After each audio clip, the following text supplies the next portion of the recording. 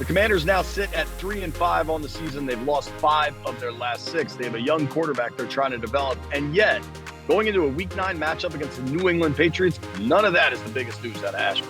They traded Chase Young and Montez Sweat. Let's have a podcast.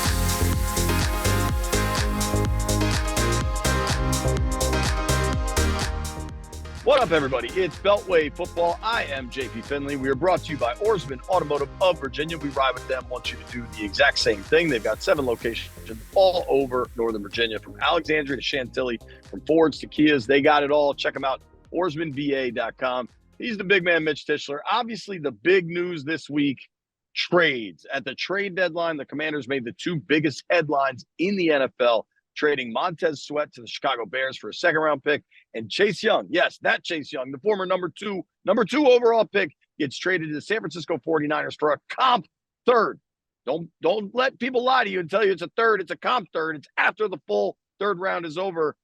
Ron Rivera tried to explain the decision-making. Here's Ron. When you look at some of the things that have happened for us this year and in terms of growth and development, and looking at what's happening on at the quarterback position, you know, we feel really good about who Sam is becoming for us, and again, looking at some of the things that are going on, and with the compensation we're getting for these players, you know, it's going to give us an opportunity to continue to build for the future and do things a little differently.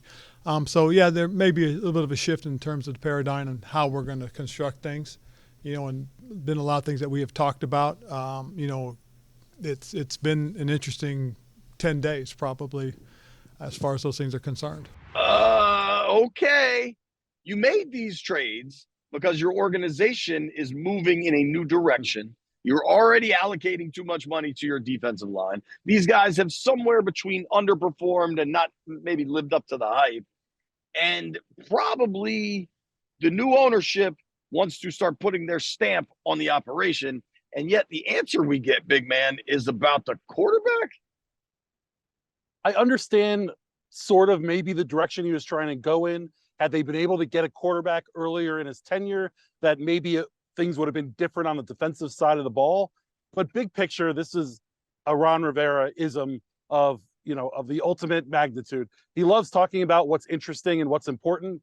Well, he's certainly very interested in trying to shape the narrative around this team, as opposed to what's important, which is putting your head in the playbook and figuring out how to win football games.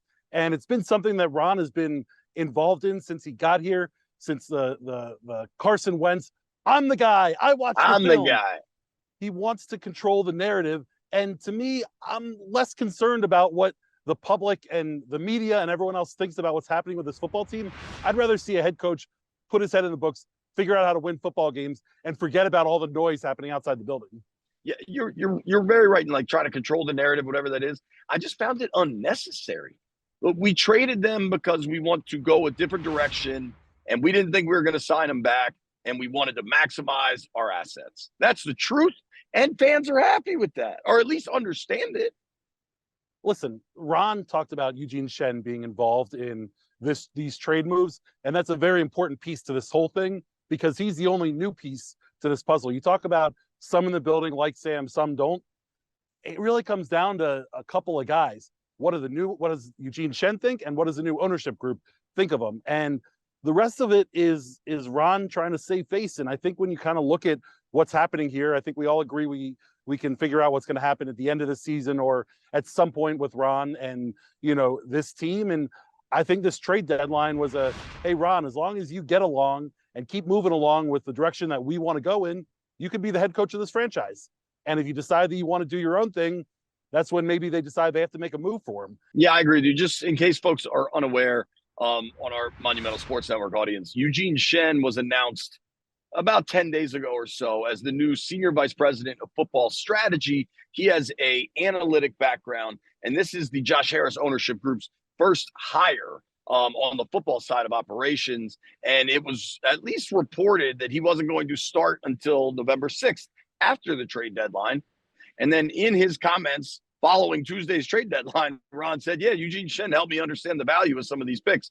So I think anybody that believed he wasn't going to be involved right away was perhaps a little naive, and I'm not surprised. little surprised that Ron said it, I guess. But speaking of the way things are said, so much has been made about Eric Bieniemy not being able to get a head coaching job, right? And I don't know that through 8 weeks here in Washington, he has shown that he definitively needs to be a head coach. There have been really good games. I think the last 2 weeks are kind of a case study. I thought the game plan against the Eagles was damn near brilliant. I thought the game plan against the Giants was damn near awful. And there's going to be some volatility. It's his first time kind of fully calling plays on his own, especially without Patrick Mahomes at center. But Bieniemy talked about celebrating the small stuff and how for him that's irrelevant. I thought we went out and accepted the challenge.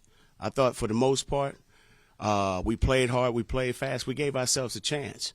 When it's all said and done with, we got to learn what the term accountability means. And once we figure that out, we'll be all right. But like I said, we're not going to celebrate, small victories, meaning we had some success. We didn't find a way to win. We got to continue to find a way to win.